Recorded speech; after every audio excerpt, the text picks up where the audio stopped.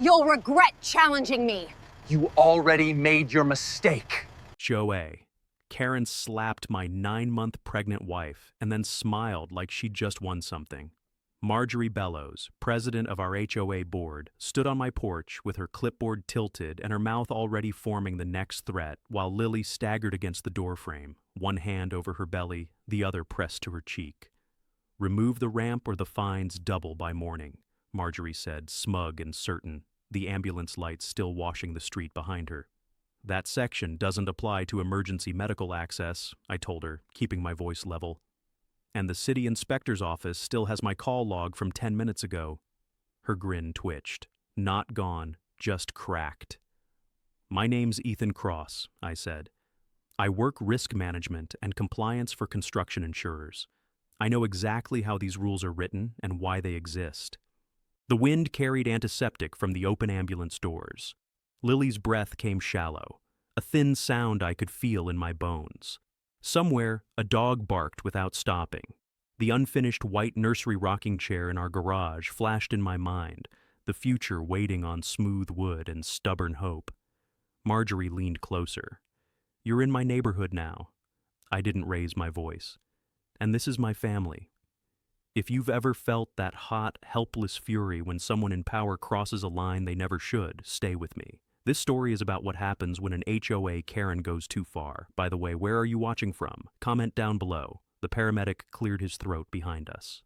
"Sir, we need space." Marjorie finally stepped back, but not before tapping her pen against my shirt. Clock's ticking. She pivoted toward the curb where 2 board members pretended they hadn't seen anything. The ambulance doors slammed. The engine growled. Lily exhaled in a shaky rush. "You okay?" I asked. She nodded, eyes glassy. "She hates me." "She doesn't get to," I said. Inside the ambulance, the world narrowed to the hiss of oxygen and the hum of tires on wet pavement. My hands wouldn't stop shaking. I kept replaying the moment of impact, the confidence in Marjorie's face, the certainty that she owned us. That burned the most. An hour later, the doctors cleared Lily to return home with strict instructions. When we rolled back into Cypress Ridge Estates, the sun had dropped, and the streetlights glowed like watchful eyes. A bright orange violation sticker was already slapped across our front door. "That was fast," Lily whispered. I peeled it off and crumpled it in my fist. My phone vibrated. A new message from the HOA office. "Fine assessment attached." Another one followed, and another. This wasn't about a ramp. I helped Lily inside, settled her on the couch with water and blankets, then stepped out to the garage. The half-built rocking chair waited in the dim light, joints unfinished, promise everywhere. I rested my hands on it and let the anger roll through me, slow and heavy. Years of my life had been spent studying how systems fail, how shortcuts get buried, how rules get twisted when no one's watching. Marjorie didn't know it yet, but she just walked straight into my world. A shadow crossed the driveway. Mrs. Hargreave from 3 houses down hovered near her mailbox, eyes fixed on our porch. "Everything all right?" she called softly. "For now," I said. She hesitated, then shook her head. She did the same thing to the Wilsons. Different excuse, same threats. I filed that away. Inside, Lily slept. I sat at the kitchen table with my laptop, not opening any files yet, just pulling up the public site for the city building department, scanning inspection schedules, compliance bulletins, recent enforcement actions, patterns. I was looking for patterns. Another vibration. An email from Marjorie herself. Subject, final notice. She'd CC'd half the board. I didn't answer. Instead, I opened a new folder on my desktop and named it Cypress Ridge. Outside, a car rolled past slowly. I watched the taillights fade. Somewhere in the dark, Marjorie Bellows believed she'd just crushed another homeowner. She had no idea what she'd started, and I sat there in the quiet kitchen watching the rain crawl down the window, feeling the first pieces of the larger picture begin to slide into place. Lily slept on the couch behind me, the steady rhythm of her breathing the only thing keeping my hands from shaking again. I closed the laptop, grabbed my jacket, and stepped back into the night. I needed air. I needed eyes on the neighborhood. I needed to see how far Marjorie Bellows had already pushed everyone else. The community walking trail wrapped around the central lake, its path lit by soft ground lights and the reflections of half a dozen identical houses. Cypress Ridge Estates always looked peaceful after dark. That illusion had cracked wide open for me. As I walked, I noticed things I had never paid attention to before. Garage doors left open just long enough for people to look out, then pulled shut. Curtains twitching. Porch lights snapping off when I passed. Mrs. Hargreave was sitting on a bench near the small wooden bridge, her hands folded in her lap like she was waiting for someone to give her permission to breathe. "You shouldn't be out here," she said when she saw me. "Neither should you." She sighed. "She came by my house tonight, too." What did she want? "Payment on fines I don't owe. Threatened to tow my son's car. He works nights at the hospital." Her voice dropped. "She said she'd make an example of me." My jaw tightened. "Anyone else?" Mrs. Hargreave nodded toward the far end of the path. "The Wilsons, the Pattersons, even the Lee family. Always different reasons. Same result." I kept walking. At the next bend, I found Mr. Wilson standing by the lake, phone in hand, arguing with someone in a low voice. He saw me and ended the call. "She's freezing our pool access," he said. "Claims we broke some noise rule from last summer." "You didn't." "I know." The trail curved past the Pattersons' yard. Their porch was dark. Their driveway was empty. "They moved their RV today," Mr. Wilson added. "Told me Marjorie threatened daily fines if it stayed visible." The pattern was forming faster now. Pressure, isolation, exhaustion. She didn't just enforce rules, she manufactured leverage. A group of teenagers passed us on bikes, glancing between us and the lake, the normal life of the neighborhood carrying on around the quiet fear growing beneath it. "You gonna fight her?" Mr. Wilson asked. I didn't answer him yet. I walked the full loop of the trail, noting the small details most people ignored. Emergency access lanes that were barely wide enough for a standard fire truck. Drainage grates half buried by decorative stone. No visible signage on the eastern exit marking it as a secondary emergency route. None of this made sense for a development this new. When I reached the far end of the path, I stopped at the overlook where the central lake spilled into a narrow drainage channel. The water level was high from the rain. The channel sloped under the fence toward the main road. No proper barrier, no visible overflow gate. I knelt, touching the concrete lip, feeling the vibration of runoff moving underneath. Someone had cut corners here. I took out my phone and snapped a few photos. Not for proof yet, for my own memory. When I headed back, Mrs. Hargreave was still on the bench. "Whatever you're planning," she said, "be careful." "I am." Back at the house, Lily was awake. Her eyes followed me as I crossed the room.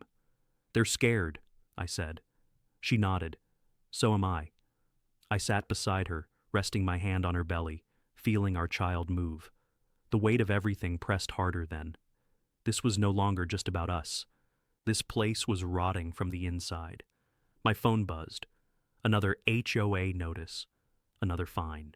I opened the city website again, scrolling through public development records, zoning notes, recent compliance actions across the county. Cypress Ridge hadn't been listed in any of them. No corrective actions, no warnings. That meant either the neighborhood was flawless or the paperwork wasn't where it should be. Neither option felt real.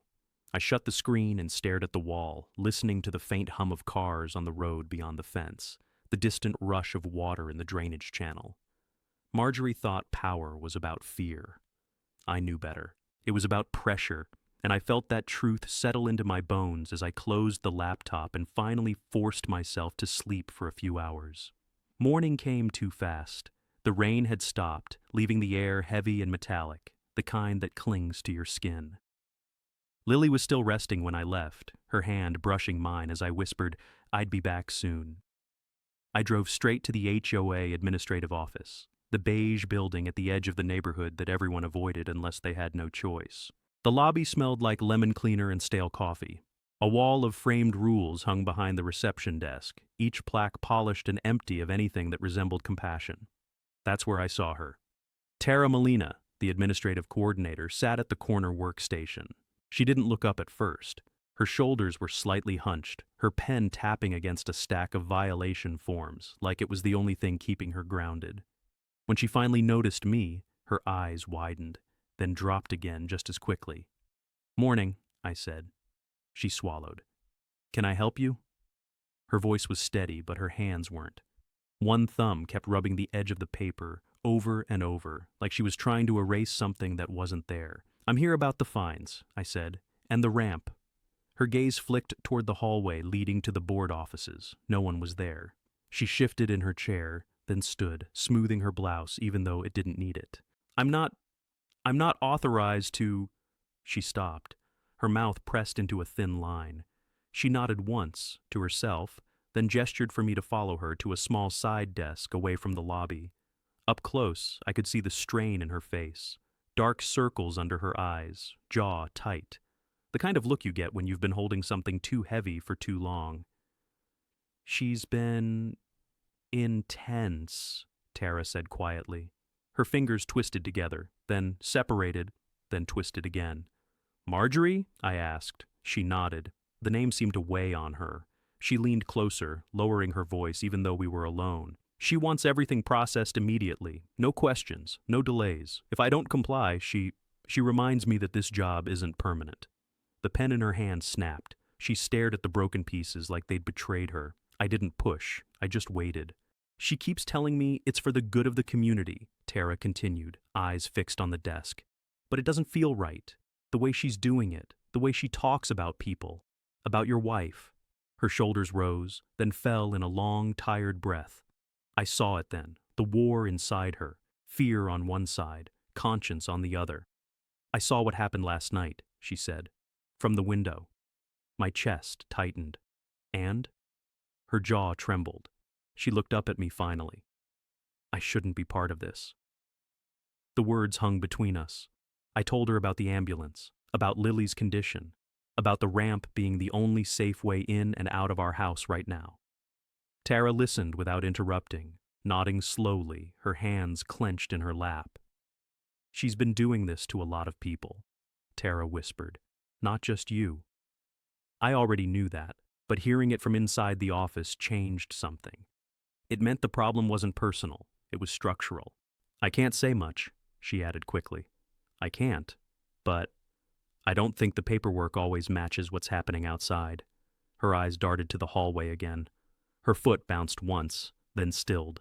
She was scared, and she was trying, in her own careful way, to do something about it. "That's enough for now," I said. "Thank you." She nodded, relief and worry colliding in her expression. Before I left, I paused. "If things get worse, and you decide you don't want to carry this alone, I'm here."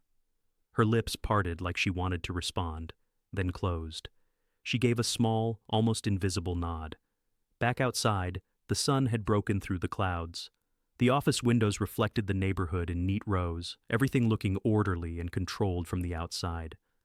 I stood there for a moment, breathing it in. If you're following this story and you want to see how far this fight goes, hit subscribe now. You don't want to miss what's coming. I drove home slower than usual, my mind replaying Tara's body language, the way her hands shook, the way her eyes kept searching for exits. The system wasn't just flawed, it was pressuring the people inside it to break. When I reached the house, Lily was sitting up, sipping tea, watching the street through the window. "She called again," she said. "Marjorie?" She nodded. I took Lily's hand and sat beside her. Outside, the neighborhood looked the same as always. Inside, I felt the ground shifting, pressure. That's what breaks walls. I felt it as I sat beside Lily, her hand warm in mine, both of us listening to the quiet hum of the house. Outside, the afternoon had settled into that uneasy calm that always comes before something worse. My phone vibrated again. Another message, another fine, another warning.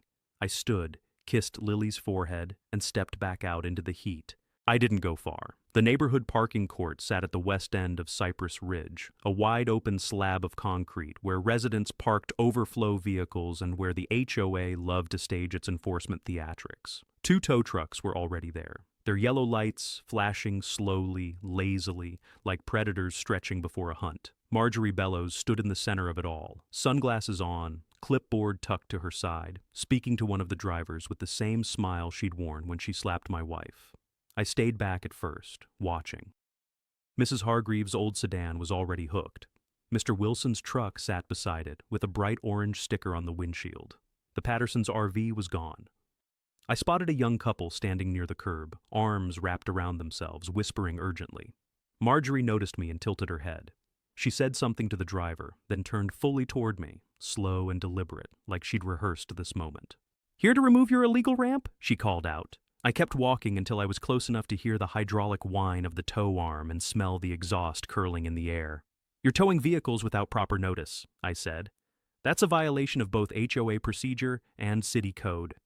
Her smile sharpened. "You don't know what you're talking about." The young woman near the curb spoke up. "She never sent us anything. No warning. Nothing." Marjorie didn't even look at her. "Your problem, not mine." The driver hesitated, eyes shifting between us. I stepped closer to the truck, noting the lack of posted permits on the door, the missing registration placard in the window. "Who authorized this tow?" I asked him. He shrugged. "HOA president." "That's not enough," I said. "City ordinance requires written authorization and 30 days notice for non-emergency removal." Marjorie laughed. "You should really stop pretending you're important." The driver's hand paused on the control lever. The moment hung there, tight and brittle. "Go ahead," Marjorie snapped at him. He looked at me again. I saw doubt flicker across his face. Behind me, more residents were gathering. Phones were coming out. Murmurs spread. "This is harassment," someone said. Marjorie turned on them. "All of you signed the rules."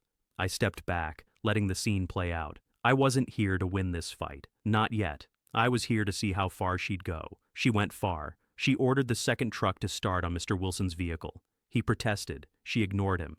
The young couple started arguing with her. She threatened them with fines. The driver finally complied, and the metal claw closed around the wheel.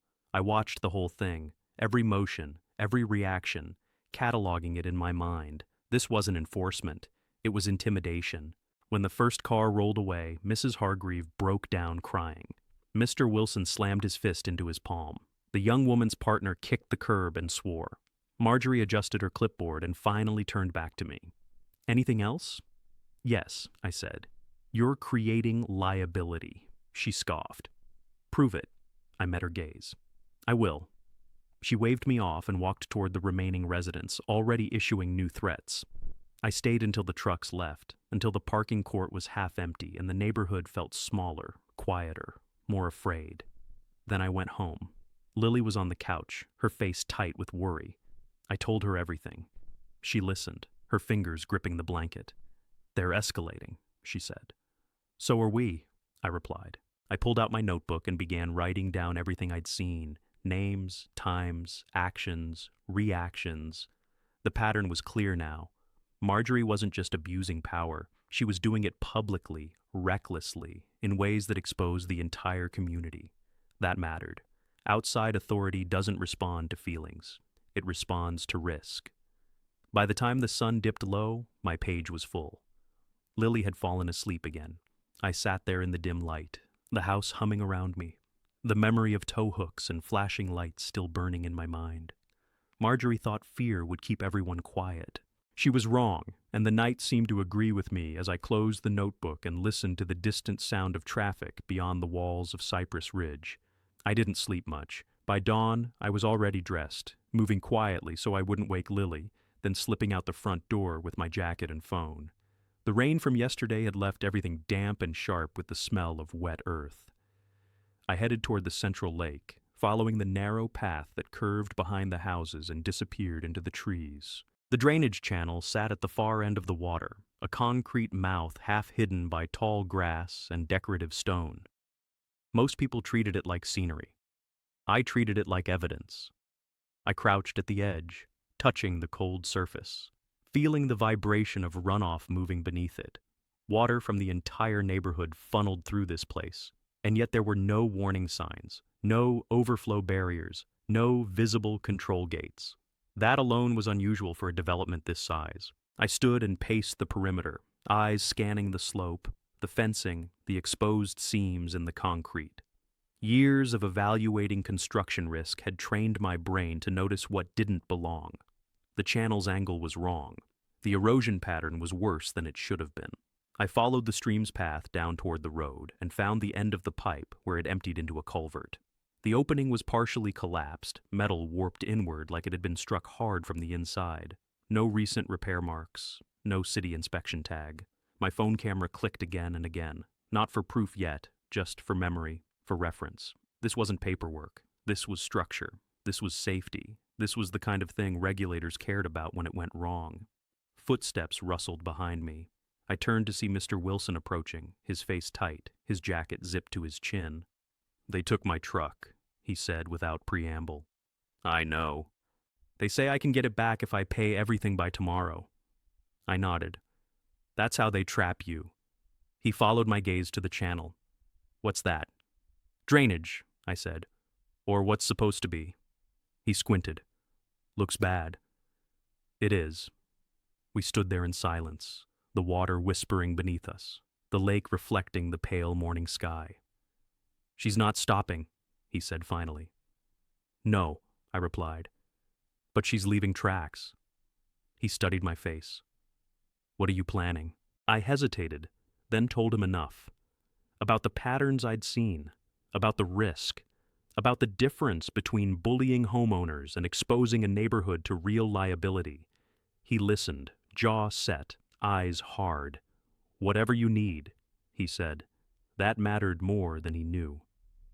After he left, I circled the lake once more, tracing the walking trail, noting where emergency access lanes narrowed too sharply, where signage was missing, where the slope toward the water would send runoff straight toward several homes if the channel failed. None of this was dramatic on its own. Together, it was dangerous. Back home, Lily was awake, sitting by the window with a blanket around her shoulders. She watched me approach, worry in her eyes. I told her what I'd found. She closed her eyes for a moment, then opened them again, steady. "So what now?" she asked. "Now I build the case." Her hand slid over her belly, slow and protective. "Do it carefully." I promised I would. I spent the next few hours mapping the neighborhood in my head, connecting what I'd seen at the drainage channel to the missing signage on the east exit, to the narrow emergency lanes, to the way Marjorie was cutting off access and threatening services. It was all one system, and systems failed in predictable ways when pressure was applied. If you're reading this and you want to see how that pressure finally cracks the people who think they're untouchable, tap subscribe now and stay with me. What's coming next isn't small, and it isn't quiet. The afternoon heat crept in. My phone buzzed again. Another notice, another fine. I didn't even read it this time. I stepped back outside, walked the long way around the lake, and stopped once more at the drainage channel. The water level had risen slightly since morning. I watched it for a full minute, imagining the first real storm of the season, imagining the path that water would take if the culvert gave way. Marjorie Bellows thought power came from a clipboard. Real power came from understanding how the ground itself could turn against you. I turned and headed home, the weight of the coming fight settling into my shoulders, steady and certain, and I hadn't even reached the driveway before my phone rang. Lily's number. I answered on the first vibration. "Ethan, my contractions are closer," she said, her voice thin and breathless. "The doctor told me to come in." The world narrowed to that sentence. I was in the car before the call ended, the engine roaring as I pulled onto the road, every red light feeling like a personal insult. The hospital parking lot was already full when I arrived, the sliding doors glowing against the early evening. Inside, the air was thick with antiseptic and low voices and the distant echo of machines. I found Lily in the maternity intake ward, gripping the edge of the bed, her face pale but fierce. "I'm here," I said. She reached for my hand and didn't let go. A nurse moved efficiently, checking vitals, asking questions, writing things down. Lily's contractions slowed, then steadied again. Just enough to scare both of us without crossing the final line. The doctor explained the risks, the precautions, the need for strict rest, the importance of keeping her environment calm and accessible. When he mentioned emergency access and mobility support, I felt the echo of Marjorie's voice in my skull and had to look away. After the exam, Lily rested, eyes closed, her breathing shallow but controlled. I sat beside her, the vinyl chair creaking under my weight, my mind replaying the drainage channel, the tow trucks, the fines, the clipboard, the slap. All of it felt closer now, sharper, more dangerous. A middle-aged man in a white coat approached me, introducing himself as Dr. Hensley, the attending physician. "She needs to avoid stress," he said quietly. "Any delays in reaching medical care could be serious." I nodded. We have a situation with our HOA blocking access. His brow furrowed. That's unacceptable. If you need documentation from us supporting her medical accommodations, we'll provide it. Thank you. He gave me a card and moved on. I stared at it in my hand. This wasn't just emotional anymore. This was medical necessity, and the system around us was actively working against it. When Lily finally fell asleep, I stepped into the hallway and leaned against the wall. My phone buzzed, a text from Tara. She didn't say much, just 3 words. She's escalating again. I stared at the screen, the hum of hospital life flowing around me, nurses moving, carts rolling, alarms chiming softly. The pressure was increasing, exactly as I'd expected. Marjorie always responded to resistance by pushing harder, I typed back. I'm at the hospital. Keep me posted. Another message came in from Mr. Wilson. They're talking about shutting off services to anyone who doesn't comply. That was new and illegal. I closed my eyes and exhaled slowly. This was the point where hesitation became failure. Everything I'd seen, everything I'd recorded, everything Lily was facing, it all converged here. I wasn't just dealing with harassment. I was watching a system create genuine danger. I went back into the room. Lily opened her eyes. Bad news? She asked softly. Worse behavior, I said. Nothing we can't handle. She studied my face. You're already planning something. Yes. She squeezed my hand. Just don't do anything reckless. I leaned down and kissed her forehead. I won't. Outside the window, the sky darkened, clouds rolling in low and heavy. I could feel a storm building, not just in the weather. The hospital walls felt safe, insulated, separate from Marjorie's world. But I knew that safety wouldn't last unless I forced the issue. This was the moment, the line between waiting and acting. I stepped back into the hallway and called the number on Dr. Hensley's card. When he answered, I explained the situation in calm, precise terms. The fines, the threats, the blocked access, the medical risks. He listened without interrupting. I'm documenting this, he said finally. If any authority needs confirmation, they'll get it. Thank you. I ended the call and stood there, the hospital lights reflecting off the polished floor, the quiet urgency of the place wrapping around me. The fight was no longer optional, it was necessary. When I returned to Lily's side, she was watching the ceiling, her hand resting over her belly. Our child deserves better than this, she said. Yes, I replied. And they're going to get it. And they're going to get it. Those were the last words I said to Lily before I stepped out of the hospital and into the night air. My phone already vibrating again in my pocket. I didn't answer it until I reached the parking lot, until the automatic doors slid shut behind me and the hospital sounds faded into the distance. It was Tara. Her voice was low and shaking. I can't stay long.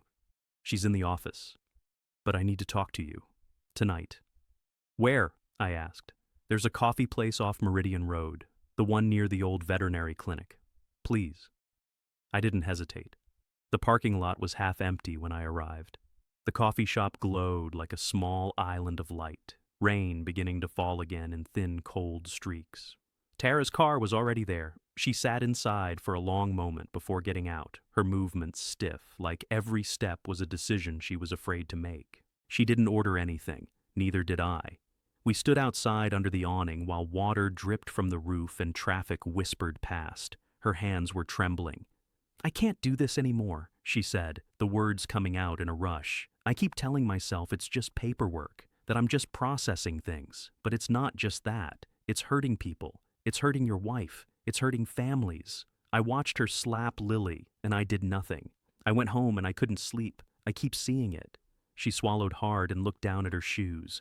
Her shoulders curled inward, like she was trying to protect something fragile inside herself.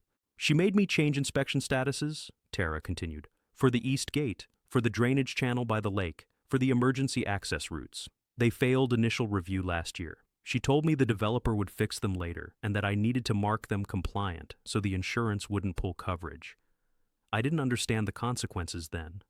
I do now. My chest tightened. Why the east gate? Her eyes filled with tears. Because that's where my brother died. The words hit me like a physical blow. 2 years ago, she said. He was walking his dog when a car jumped the curb. The only reason the ambulance didn't make it in time was because the east gate was jammed from a drainage backup. Water from the lake flooded the access lane. The paramedics had to go around the long way. He bled out in the street. I sued the developer. The case disappeared.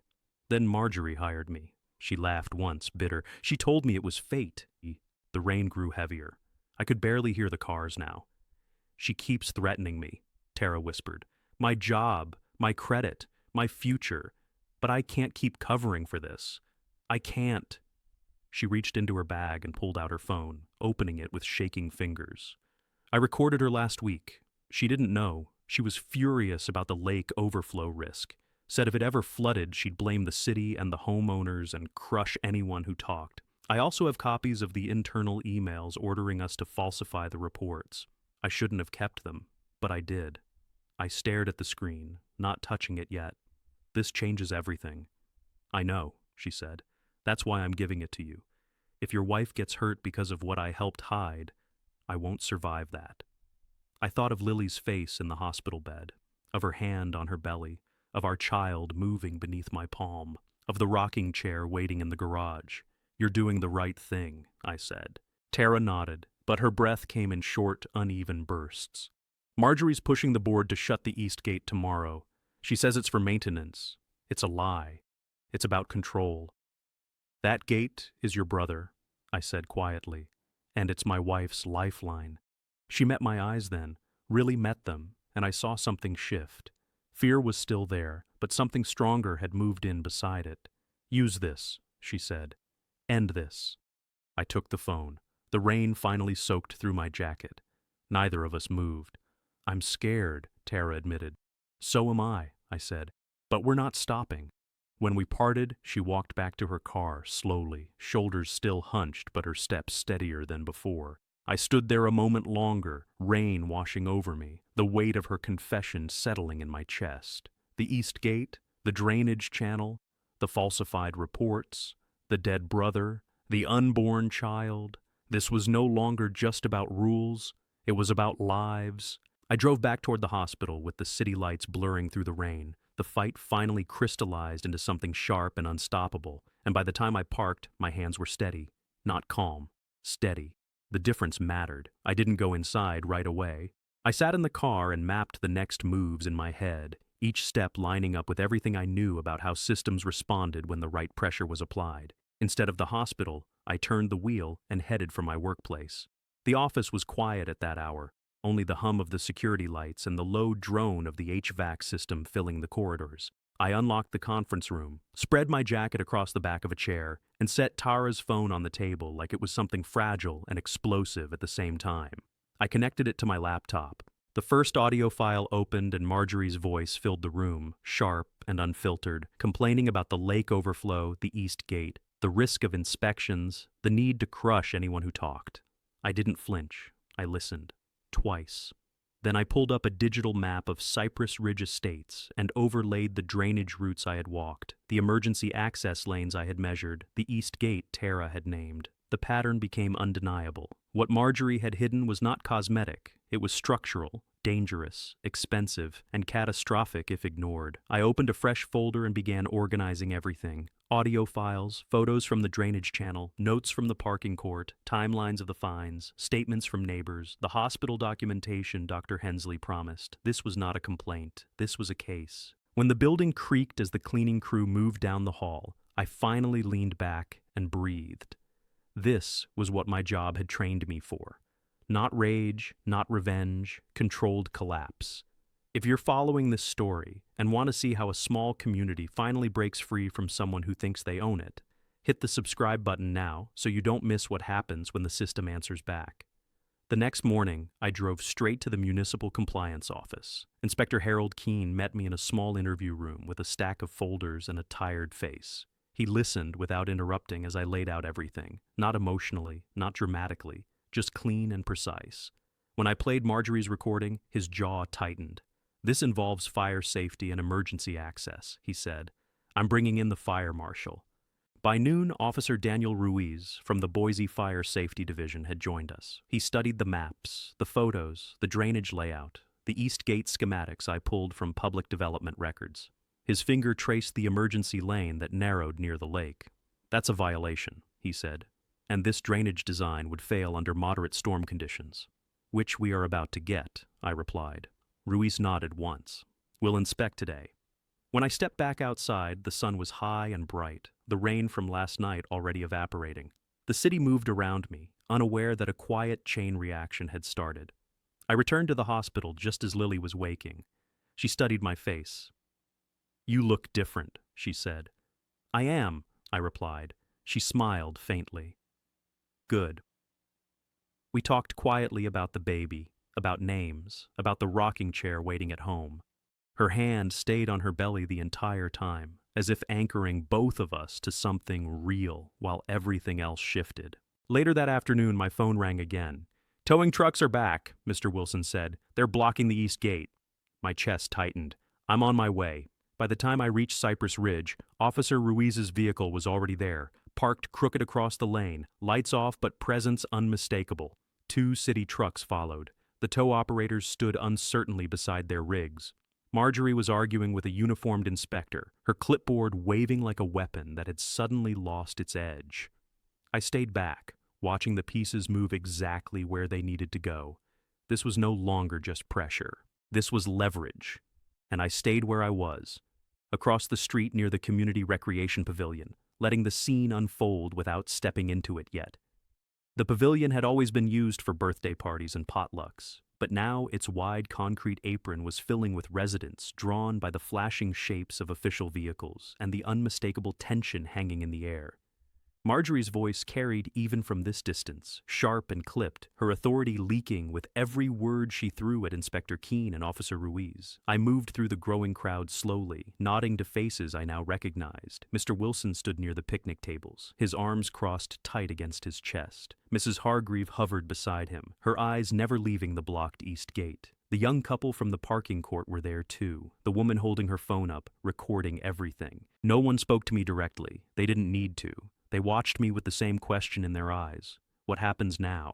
I stopped beside the pavilion's notice board and began making quiet calls. First to Dr. Hensley's office, confirming the written medical accommodation documentation for Lily had been sent. Then to the city clerk, confirming receipt of my formal complaint packet. Then to the insurance carrier listed on the development's public filings, the one Marjorie had been so desperate to keep satisfied. Each call was short. Each confirmation clicked into place like a gear. Officer Ruiz walked the length of the emergency lane, measuring tape in hand, crouching, standing, pointing. Inspector Keene photographed the drainage channel opening, the collapsed culvert, the absence of overflow controls. Marjorie trailed behind them, her posture stiff, her clipboard now clutched too tightly. When she saw me, her eyes narrowed. "You," she said, loud enough for half the pavilion to hear. "This is your doing." I met her gaze, but said nothing. Behind her, a city truck backed closer to the east gate. Another inspector climbed out with a hard hat and a thick folder. The tow drivers were no longer moving. Their engines idled uncertainly. The crowd thickened. Mrs. Hargreave whispered, "She can't bully them." "No," Mr. Wilson replied. "She can't." I pulled my phone out and began texting neighbors I'd already spoken to, asking them to come to the pavilion. No explanations, just come. Within minutes, more people appeared from side streets and driveways, drawn by the sudden gravity of the moment. This was the preparation phase, not paperwork in a drawer, not secret meetings in basements. This was community alignment under visible authority. Inspector Keene approached me. "We're issuing a temporary safety halt on HOA enforcement actions," he said quietly. "This development has significant compliance questions." "Thank you." Officer Ruiz joined him. "The east gate remains open," he added. "Any attempt to block it again will be documented as obstruction." Marjorie's face flushed. "You can't just override." "We can," Ruiz said flatly. "And we are." She turned on me again. "You think you've won something?" I still didn't answer. The sky darkened as clouds rolled in from the west, heavy and slow, the first drops of rain splashing against the pavilion roof. The timing was almost too perfect. A city employee handed Marjorie a printed notice. She scanned it, her lips parting, the clipboard slipping slightly in her grip. I saw fear flash across her face for the first time. I stepped back, letting the neighbors press closer. "Is this about the flooding risk?" someone asked. "Yes," Ruiz replied. "And the fines," another voice called. "They're under review." Murmurs rippled through the crowd. Phones rose higher. Marjorie's control of the space evaporated in real time. I moved to the edge of the pavilion and leaned against a post, watching the rain begin to fall harder, the drainage channel already carrying more water. Inspector Keen's people measured the flow rate, their boots splashing, their radios crackling. This was what real pressure looked like. Not shouting, not threats. Systems responding when their failures were finally forced into the light. My phone vibrated, a message from Tara. "They're panicking in the office. Marjorie's telling the board to deny everything," I typed back. "It's too late." The rain intensified, drumming against the roof, the lake's surface breaking into 1,000 ripples. The east gate stood open, its hinges creaking softly in the wind. I thought of Lily in the hospital bed, of our child, of the rocking chair waiting at home. Everything we had done led here, and I stayed under the pavilion roof as the rain thickened, watching the neighborhood shift from fear into something steadier, something like resolve. The inspectors finished their initial measurements, radios murmuring as they stepped back from the drainage channel. Officer Ruiz walked toward his vehicle and made another call, his posture calm but purposeful. I could feel the system tightening around Marjorie Bellows, even though she was still standing in the open, arguing with anyone who would listen. When the city truck pulled away from the east gate and headed toward the main entrance of Cypress Ridge Estates, I followed at a distance. The route curved past the landscaped median and ended at the community clubhouse, the largest building in the development, the place the HOA used for board meetings, compliance hearings, and every announcement that mattered. Tonight, it was lit brighter than I'd ever seen it, the windows glowing against the rain like a beacon. I parked across the street and walked up the steps just as Inspector Keen and Officer Ruiz entered, joined by 2 additional city officials carrying thick folders and portable equipment cases. Marjorie was already inside, pacing near the front desk, her voice sharp and brittle. Several board members sat at the long table, their expressions a mix of confusion and growing alarm. Residents filtered in behind me, shaking rain from jackets, eyes fixed on the unfolding scene.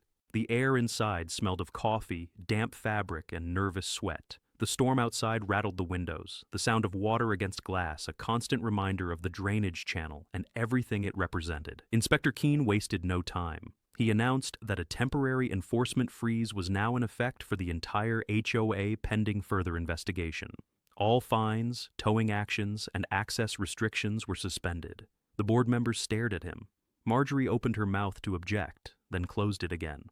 Officer Ruiz set a small recorder on the table and began outlining the preliminary findings. Emergency access violations, drainage failure risks, falsified compliance indicators, potential insurance exposure for the entire development. The words hung in the room, heavy and undeniable. Marjorie tried to regain control. She insisted the inspectors were overreacting. She accused residents of exaggeration. She pointed at me, her face flushing. This man manipulated the situation. I met her eyes and said nothing. One of the board members, a quiet man named Howard, finally spoke. "Marjorie, is it true the Eastgate failed inspection last year?" Her gaze flicked to him, then away. "That's not relevant." "It is," Inspector Keen said, "and we have documentation contradicting your filings." The room went still. A clerk entered with printed notices and began distributing them. Temporary orders, inspection schedules, requirements for full access to HOA records. Marjorie's hands shook as she took the papers. Outside, thunder rolled. I stepped closer to the table. "This neighborhood has families who rely on emergency access. My wife is in the hospital right now because your enforcement actions endangered her." Several residents turned toward me. Mrs. Hargreaves' eyes filled with tears. Mr. Wilson's jaw clenched. Marjorie snapped, "That's not my responsibility." "It became your responsibility when you took the job," I replied. The storm intensified. Rain hammered the roof. The clubhouse lights flickered once, then steadied. Officer Ruiz's phone buzzed. He glanced at the screen and nodded to Inspector Keen. "Fire safety unit is on their way to assess the channel." Marjorie backed away from the table, the clipboard hanging uselessly at her side. The power she'd wielded for months drained from her posture in front of everyone. This was the strategy in motion. Not arguments, not accusations. Controlled intervention by outside authority, visible, documented, irreversible. The board members began whispering among themselves. One of them stood and said, We need legal counsel. Inspector Keene nodded. You should. I felt the shift in the room. The moment the balance of control moved permanently. The rain outside finally began to ease, the thunder fading into the distance. The storm had done its work. When I stepped back out into the night, the air felt cooler, cleaner. The east gate was still open. City vehicles lined the curb. Neighbors lingered on the steps, talking quietly, no longer afraid. I looked toward the hospital down the road, imagining Lily resting there, our child waiting, the rocking chair unfinished in our garage. This wasn't over yet, and I knew it the moment I saw the crowd forming at the front lawn of the clubhouse the next evening. Word had spread fast, faster than Marjorie Bellows could contain. Lawn chairs lined the walkway, headlights cut through the dusk, phones were already up, recording. The rain from the night before had left the grass slick and the air heavy, charged with something like anticipation. This was no longer a private conflict. This was public reckoning. I walked into the center of it just as the HOA board took their seats at the folding table they had dragged outside. Marjorie sat in the middle, sunglasses still on, even though the sun had already dropped behind the houses. Inspector Harold Keene stood to one side with Officer Daniel Ruiz and two city clerks, clipboards in hand. Residents filled every open space in front of them. Mrs. Hargreave, Mr. Wilson, the young couple from the parking court, dozens more. The noise died when Marjorie stood. This meeting is called to address the false accusations and manufactured crisis created by Ethan Cross, she said, her voice loud and brittle. The HOA will not be bullied by emotional manipulation. A ripple of anger rolled through the crowd. I felt it press against my chest, steadying me. You slapped my 9-month pregnant wife, I said. Silence fell so hard it felt physical. Marjorie's jaw tightened. That is not relevant to zoning compliance. She was on our porch, in pain, while an ambulance waited. I continued. You struck her, in front of witnesses. Mrs. Hargreave's voice broke through. I saw it. Mr. Wilson raised his phone. So did I. Others spoke, short, sharp, unavoidable. Marjorie's mouth opened, then closed. She turned toward the board members. This is not what we are here to discuss. Inspector Keene stepped forward. Actually, it is. He signaled one of the clerks, who handed Marjorie a printed document. She scanned it. Her hand shook.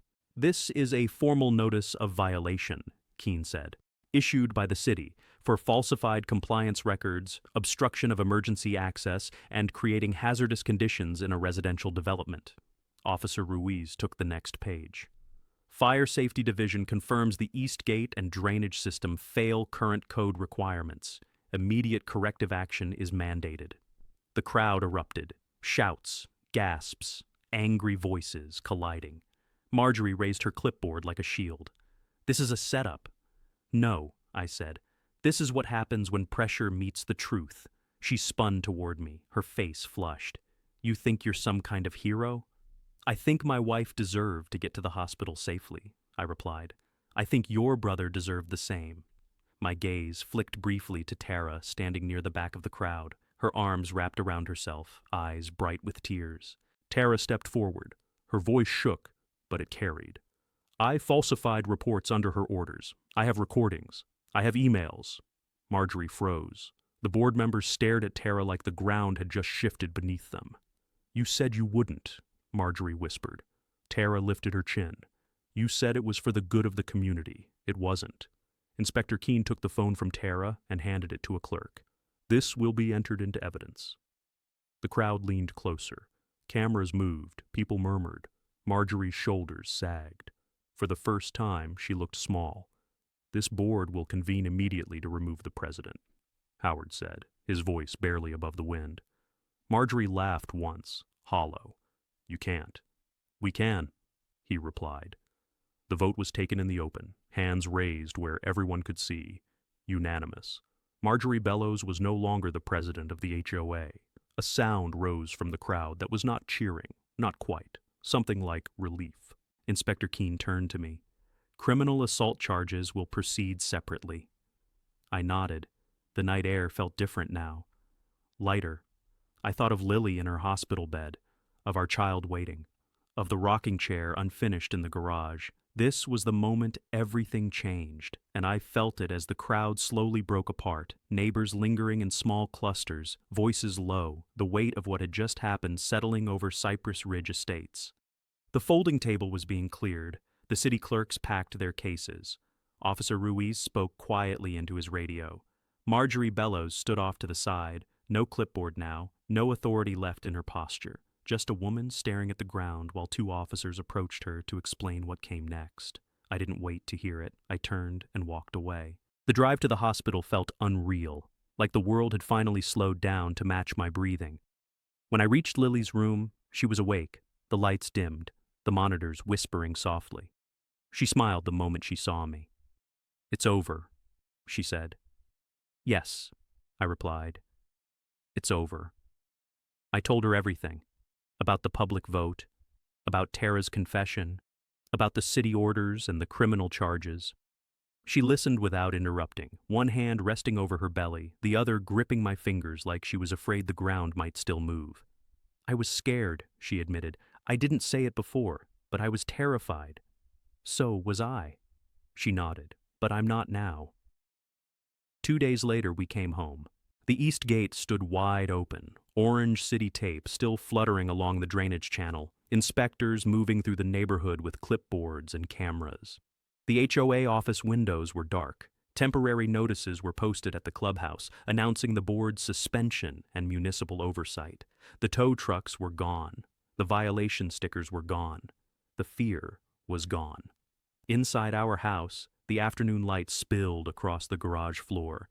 I carried the last pieces of the rocking chair into place and finished tightening the joints, my hands steady, my chest finally calm. Lily sat nearby watching, her face soft, her eyes bright. "That's the chair," she said. "Yes," I smiled. "That's the chair." We rocked it gently together, listening to the quiet hum of a neighborhood that finally felt like home. A week later, our child was born. I held my daughter in my arms for the first time, the world reduced to her small breath, her warm weight against my chest. Lily watched us from the hospital bed, tears sliding silently down her cheeks. Outside the window, the city moved on, unaware of how much had been fought for in this small place. Months passed. Cypress Ridge changed. New leadership, open records, transparent meetings.